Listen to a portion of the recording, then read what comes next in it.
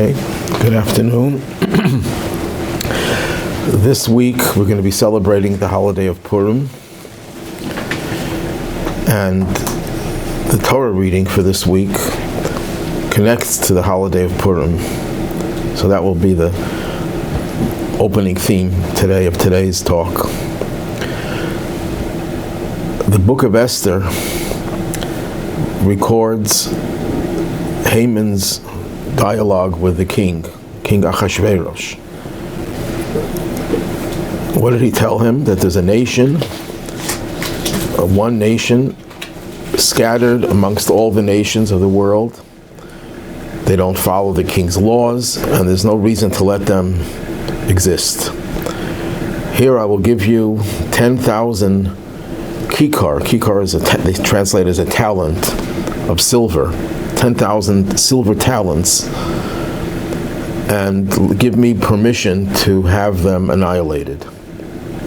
Men, women, and children. And the king said, keep the money and do with the nation as you please. That was the first example that we have of an attempt at actual genocide. Genocide is a cheap word these days. If someone sneezes the wrong way, oh, that's genocide. And the people who are really doing genocide are being supported by many people in this country, tragically. But anyhow, that was real genocide. And the way it was supposed to work is that in one day, every Persian citizen was supposed to take up arms and murder his Jewish neighbors, men, women, and children. That would be the final solution in one day, not in 5 years as the Nazis tried. And we know that, of course, the miracle happened, and that's why we have the holiday of Purim. His plan was thwarted, and he was hanged.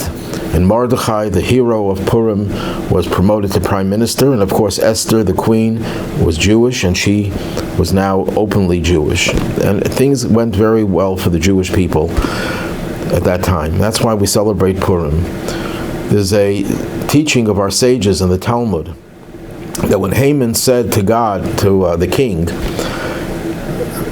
that I will give you 10,000 silver talents for the permission to have them annihilated, God laughed and mocked Haman and said, your 10,000 silver talents have already been neutralized by the commandment that appears in this week's Torah portion that every Jew give a half-shekel.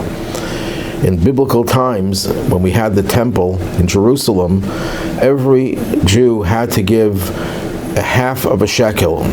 Let's say the shekel is like $1. They had to give a $half. You couldn't give more, no matter how rich you were, and you couldn't give less, no matter how poor you were. If you wanted to give more for other donations, that was fine. But for this particular donation, which they would collect in this month of Adar, this is the month when they would collect that half-shekel. And if you take all the half-shekels of the entire people, of the entire nation, it's supposed to equal 10,000 silver talents. So I said, so God says, you're too late. They already gave the half-shekel, and that will destroy your plan of annihilation. So we see that there's a connection between the half-shekel, the giving of the half-shekel, which in biblical times went for the purpose of purchasing sacrifices for the temple. There's a connection between that half-shekel donation and the miracle of Purim. So what exactly is the connection? So first of all, the basic lesson of giving half. The question is, if God is asking people to contribute, why insist on a half? And even if you wanted to give less than the whole, you don't have to give a half of $1. You could say, I'm giving 5 dimes, 2 quarters. Why does it have to be called a half? There's an emphasis on the idea of half. So one of the lessons is that the half represents the idea of unity, that you recognize you're only a half. You need the other person to be the other half to make you a whole. So the underlying theme of the half-shekel is the idea of Jewish unity. What was Haman's argument against the Jews? He had a lot of arguments, but one of his main arguments in the text of the book of Esther is that this nation is scattered. Now, simply it means they're all over the country and they're not useful, whatever. But there's a deeper meaning. He was trying to say they're not united. They're a fragmented people. They're a divisive people. They are at each other's throats, and therefore they are unworthy of surviving. So his main argument was that these are people who are destructive because they are divided, and that's not a good thing.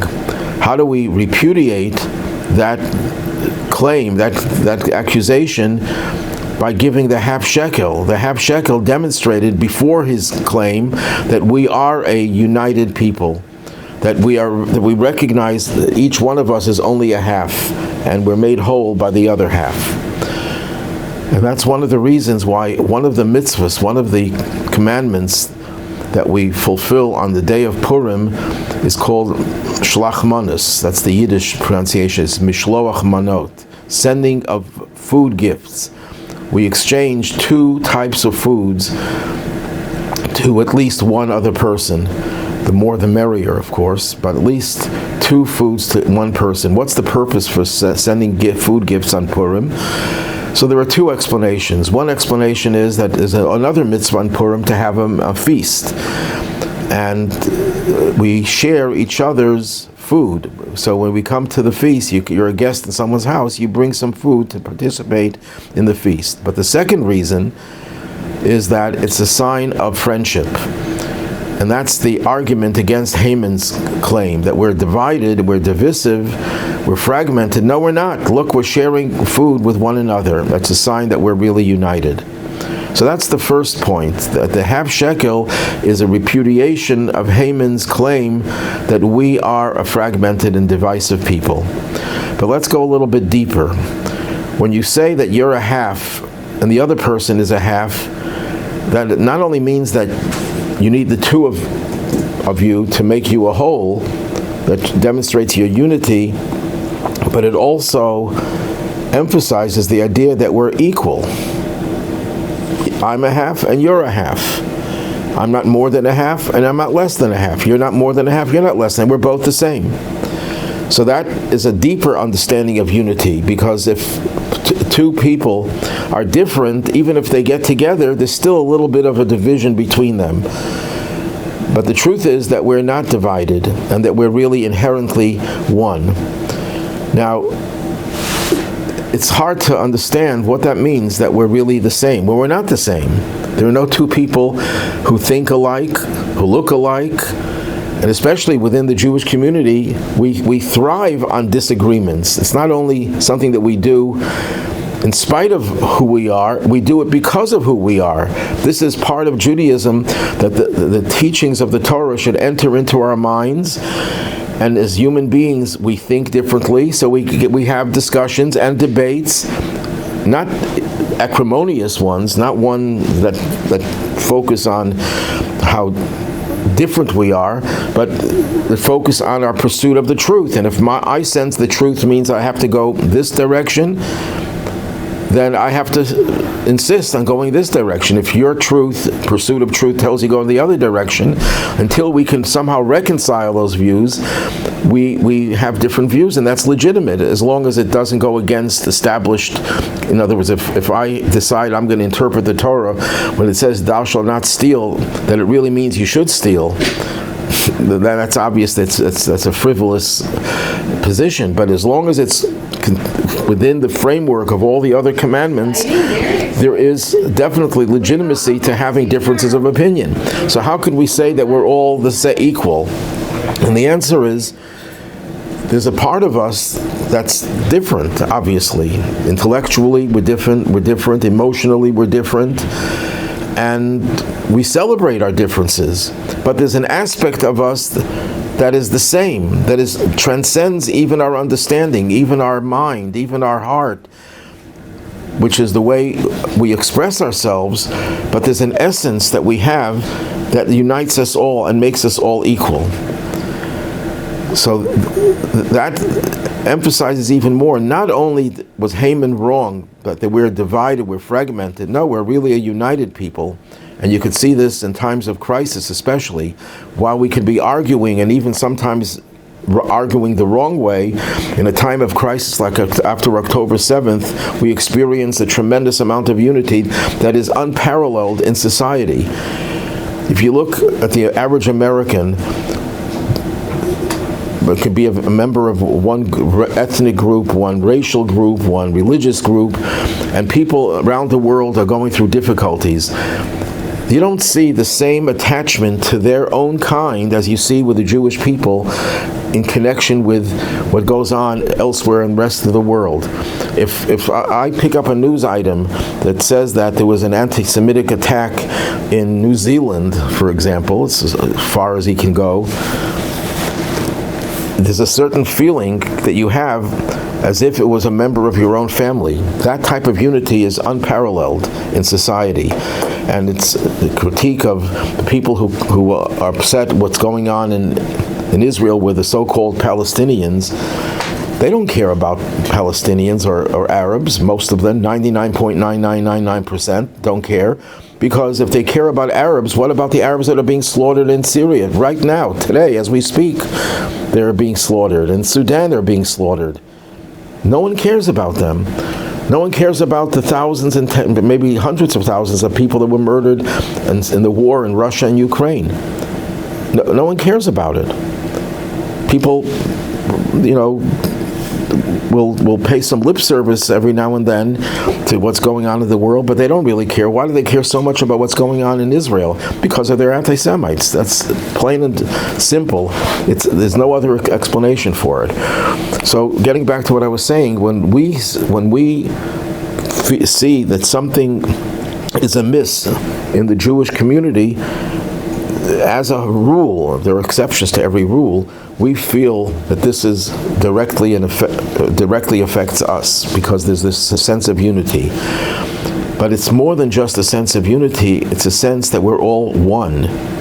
And that's what destroyed Haman's argument, because we are not divided. Even if it seems that sometimes we get into very bitter arguments, there are times when the essence of our existence comes out to the fore, and it shows how we are united in ways that are unparalleled. Now, in order for you to recognize how someone is different, that someone, in spite of being different, is really the same, you have to transcend logic.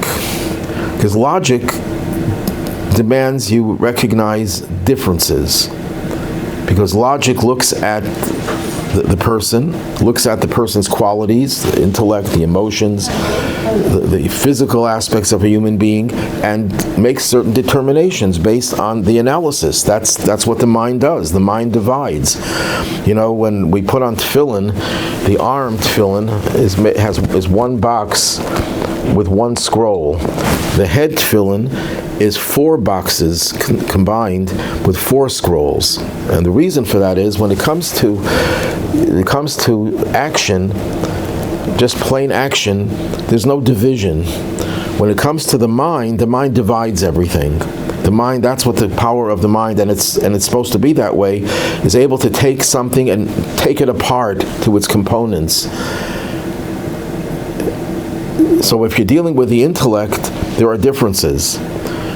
But if you transcend intellect, that's where the differences fade away. That's when they disappear. And that's why on Purim, it says that there is a commandment on Purim to celebrate by drinking. It's one holiday that you're commanded to drink if you're able to. And some people take it literally, some people don't take it literally. You're supposed to drink until you no longer know the difference between cursed is Haman and blessed is Mordechai. Now, it sounds like it's saying you should be so plastered until you are cursing the hero and blessing the villain. I don't know if that could ever happen with a normal human being. Even if you're drunk, you may not be able to say the words, but you're not going to say the curses on the Mordechai and the blessings on Haman. It doesn't make sense if you take it literally. What it means, the deeper meaning is that on Purim, the joy is supposed to be so intense, the experience is supposed to be so powerful, that you reach a point where you transcend reason. And that instead of saying, I hate Haman because he represents this kind of evil, and I love Mordechai because he represents this kind of good, based on your knowledge, you recognize good because it's good, by transcending reason. That even when you no longer have your mind straight, if that could happen, you still would bless Mordechai and curse Haman. You would still recognize good and godly things and things that are hateful and ungodly. Because Purim is a time when we transcend, we're able to transcend the realm of logic and intellect. And that's why we're able to come together in ways that we couldn't come together any other day of the year.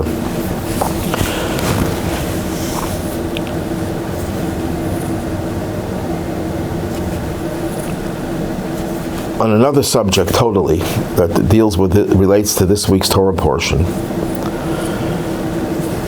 In this portion, it tells of one of the worst events in Jewish history, the worshiping of the golden calf.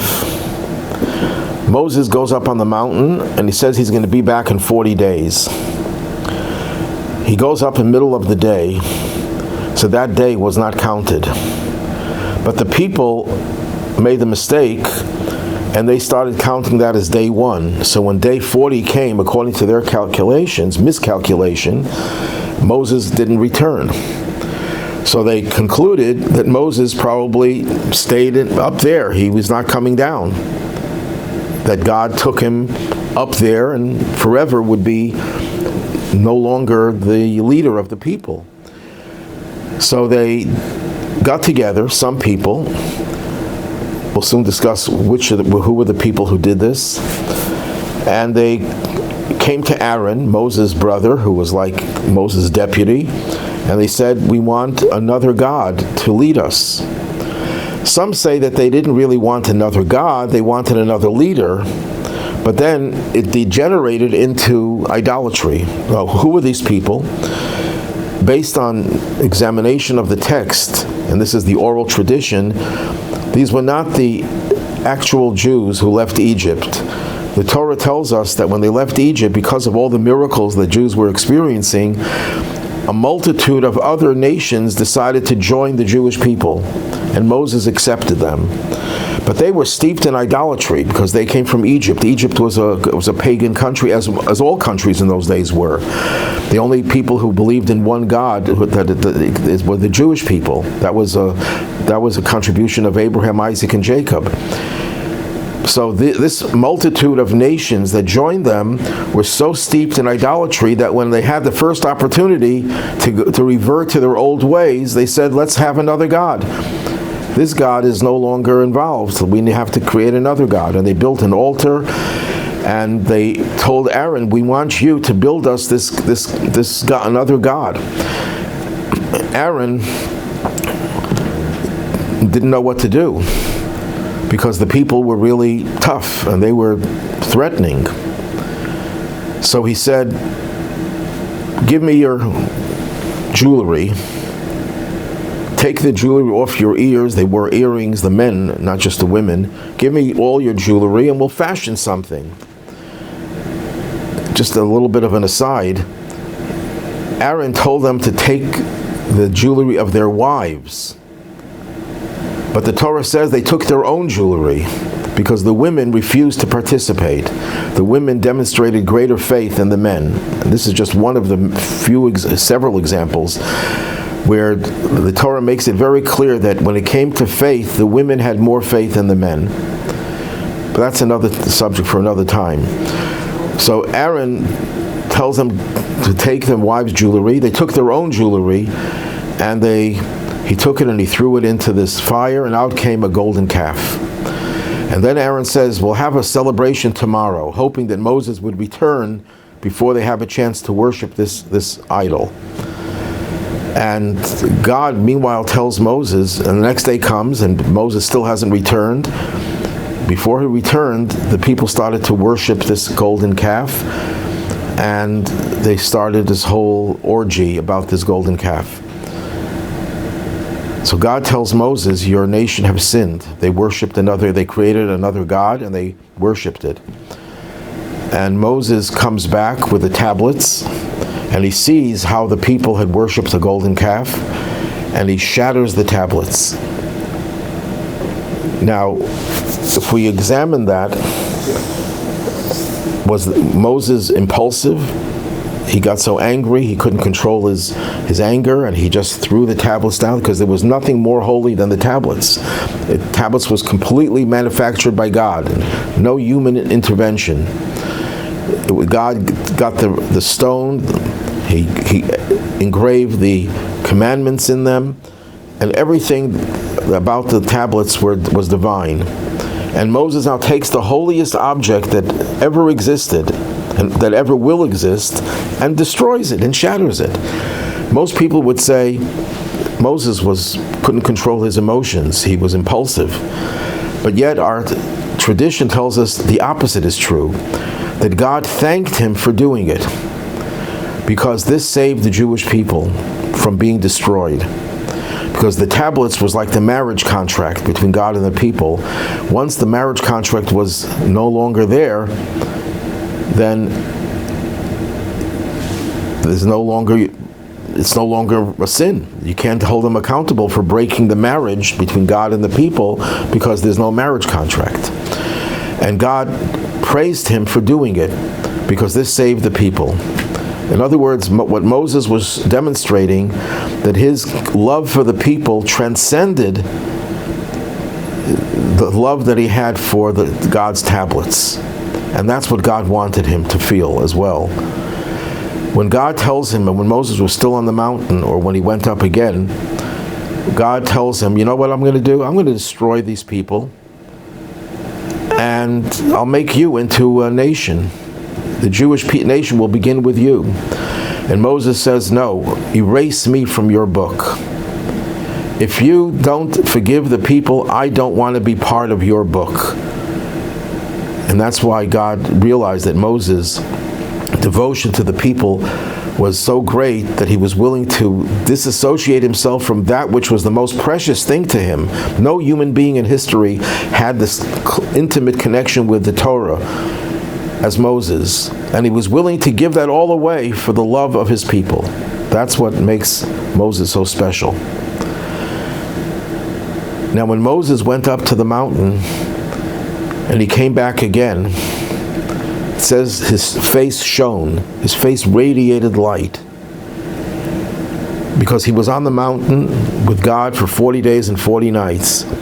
But the problem is, Moses was up on the mountain 40 days and 40 nights to bring the first tablets, which he shattered. Then he goes up again for 40 days and 40 nights to get God to forgive the people. And then he goes up again for 40 days and 40 nights to get the second tablets. When he comes down with the second set of tablets, that's when his face shined and it radiated light. So the question is asked, why did his face not shine when he brought back the first tablets?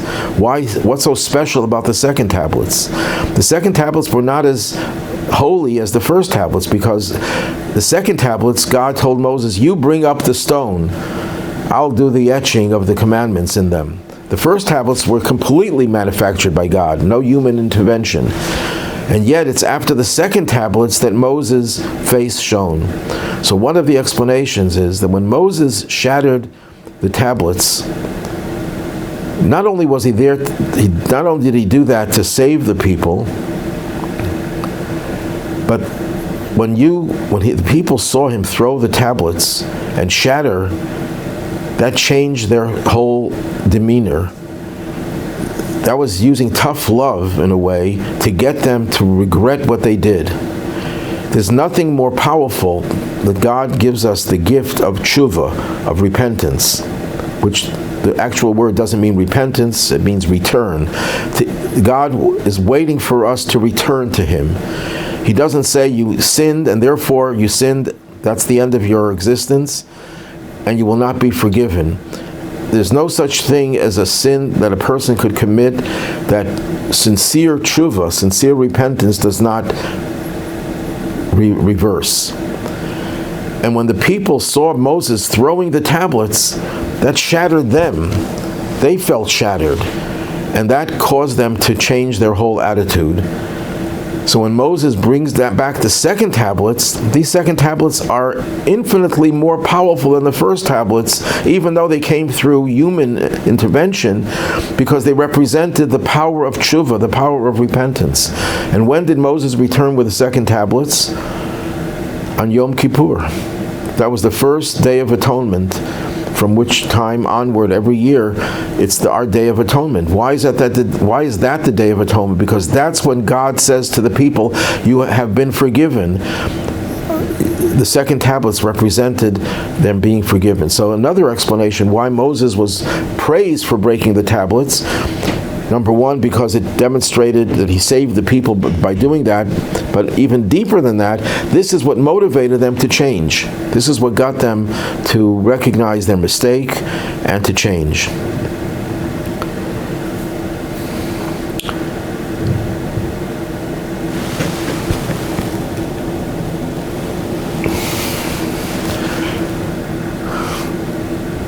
Another thing about Moses and the tablets. When Moses was up on the mountain, God told him that the people sinned.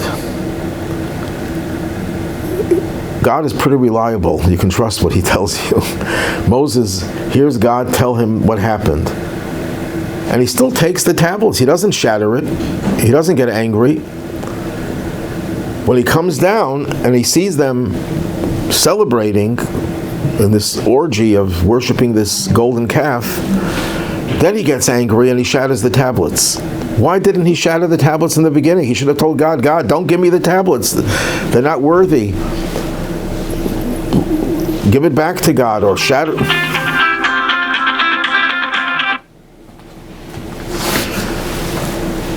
I'll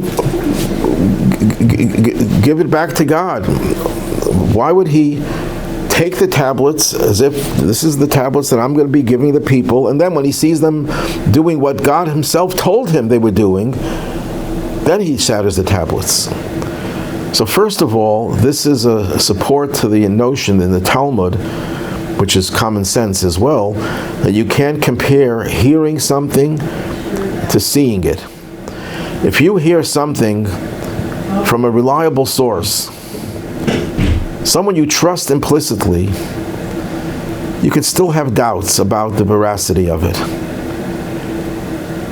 Maybe the person thought they saw this, maybe the person misunderstood of what someone said.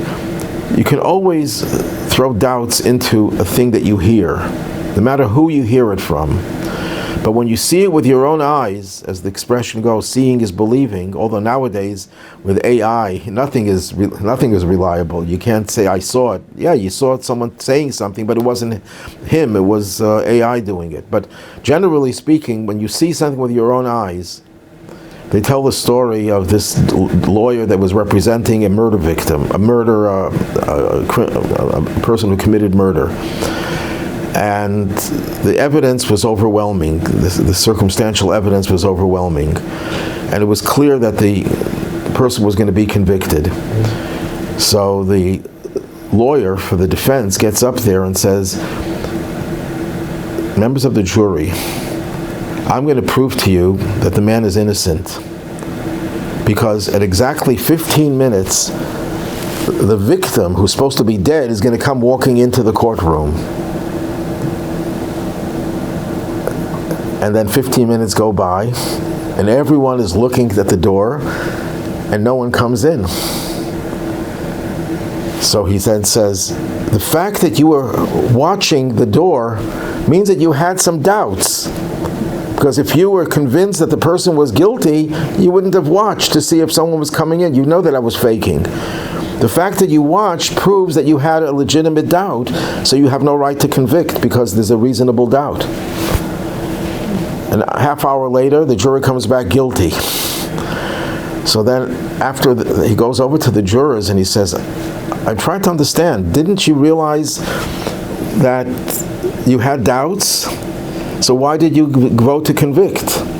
So they said, we looked around, everyone was watching the door except for the accused. The criminal was not watching. In other words, even if you have such convincing circumstantial evidence, you'll still watch the door to see if the victim is coming in. You'll still have doubts. But when you see it with your own eyes, you're not going to have any doubts. And that's what happened. When Moses sees it with his own eyes, he can't tolerate it. He can't take it. Another explanation is based on what I said before. Moses did this as a way of getting the people to change, to regret what they did. If he would have just given God the tablets, said, God, keep them. They're not worthy. It's not for them. It's not a good idea. He would have come down empty-handed. The people wouldn't have seen anything dramatic. They'd have just seen Moses coming back empty-handed. By shattering it, that shattered them. That just broke them. That demonstrated that they did something terrible, that Moses would destroy the holiest thing that God gives him, and that's what got them to change.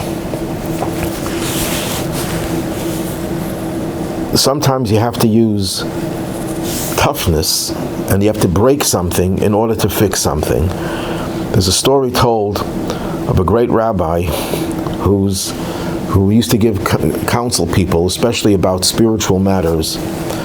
And someone came to him with a problem about his own spiritual life, and the rabbi said, I'm sorry, I can't help you. So the man says, please, you're my last resort. There's no one else who can help me. You're the wise man. You're the saintly person. You have all the advice. How could you turn me down? He says, I'm sorry, I can't help you. And the man walks out of the rabbi's study, and he sits down in the hallway, and he breaks down crying. So another rabbi was there. It's actually the brother of the first one. And he goes into his brother, and he asked the man, why are you crying? He said, because I have a terrible problem, and I can't handle it, and your brother doesn't want to help me. So he goes into his younger brother. He says, how could you turn the man down? The man comes to you. You're his last resort. Why don't you help him?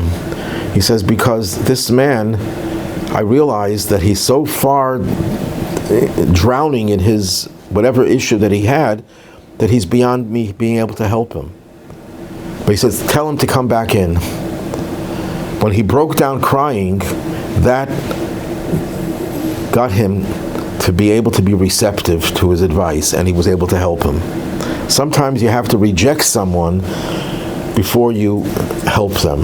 That's a last resort, of course. And with the golden calf, they were in need of a last resort.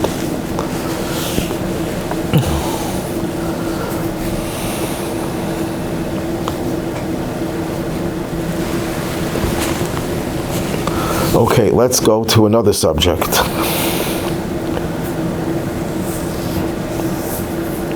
I mentioned before that on Purim, we're supposed to drink until we no longer know the difference between cursed is Haman and blessed is Mordechai. And it's an enigmatic statement, because why would you ever want to encourage people to get so drunk, wanting to be happy, okay, but so drunk that they'll curse the righteous person and bless the evil person? So there are many, many explanations. So many that I wrote a book in which I collected 70 different explanations. Why 70? Because the word wine in Hebrew adds up to 70. So one of the explanations is as follows. In the Talmud, there's a statement, another enigmatic statement, that the best of the butchers is a partner of Amalek. Amalek is the evil nation, the ancestor of Haman, the nation where we're commanded to remember because of what evil they represent. So how could you say the butchers in those days were the ritual slaughterers? They slaughtered the meat, and they sold it and supplied people with meat. And these were the most righteous people. In a Jewish community, if a rabbi doesn't behave morally, then he can lose his job. But the person who's held to the highest standard is the ritual slaughterer, the one who slaughters the meat. Because if the rabbi does something hanky-panky, people are going to find out about it. He can't hide it. But the shochet, the slaughterer, if he makes one slight mistake while he's cutting the animal's throat, he pauses for a split second, the animal is not kosher. And that's only one of many different ways you have to have implicit trust in that person. So how could the Talmud say that the best of the ritual slaughterers is the partner of the most evil nation on earth? It's an enigmatic statement, and until I read my grandfather's explanation in one of his books, I never found a suitable explanation for that. What does my grandfather say? There are two things that kept the Jewish people together and prevented them from assimilating. One is keeping kosher. Because if you can't eat with other people, you're not going to assimilate. It keeps the people separated. You can deal with business with other people, but you can't socialize because you're not going to eat the same food. You're not going to eat the pork. You're not going to eat the seafood. You're not going to eat animals that weren't slaughtered properly or weren't koshered properly. So that's one thing that kept people together. What's another thing that kept people together? Antisemitism. That's why they're partners. They're partners not in any way that they're morally speaking or spiritually speaking partners, but they both contribute to the lack of assimilation or the unity of the Jewish people. And that's the question. When a person asks the question, who did more for uniting the Jewish people? Mordechai, who was their teacher. It says Mordechai was the one who supervised the kosher at the feast of the king.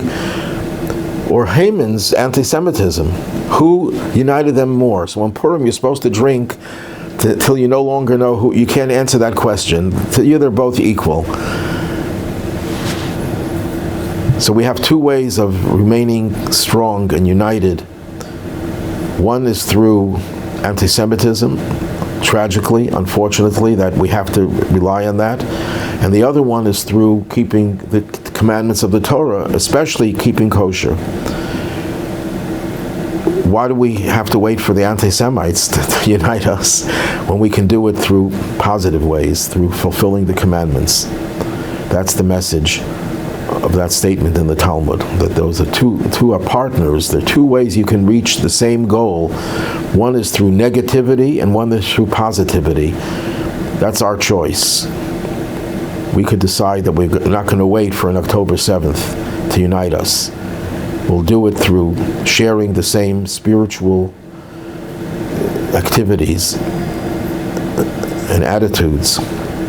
And with that, we'll get rid of the modern-day Hamans, the Hamas, the Hezbollah, and their bedfellows. Unfortunately, they have many bedfellows in college campuses. The rot today of the intellectual world is incredible because many of these anti-Semitic groups on campuses are being led by professors. You know, professors should be the elite of society. They're the smartest, and they happen to be the nadir, the lowest of society. I can't think of anyone lower than a professor who advocates this kind of behavior. They are the modern-day Hamans, and they will be defeated. But meanwhile, they're wreaking a lot of havoc, and we have to pray to God that God brings an end to this negativity, this hatred, and brings us the Mashiach and the final redemption. At which time, the Midrash tells us, most Jewish holidays will be less significant because there'll be the new holiday of the coming of Mashiach, the final redemption. But Purim will still be strong because the message of Purim is revealing your inner essence that transcends logic, that transcends the mind. And that's a holiday that will be very much in demand when Mashiach comes.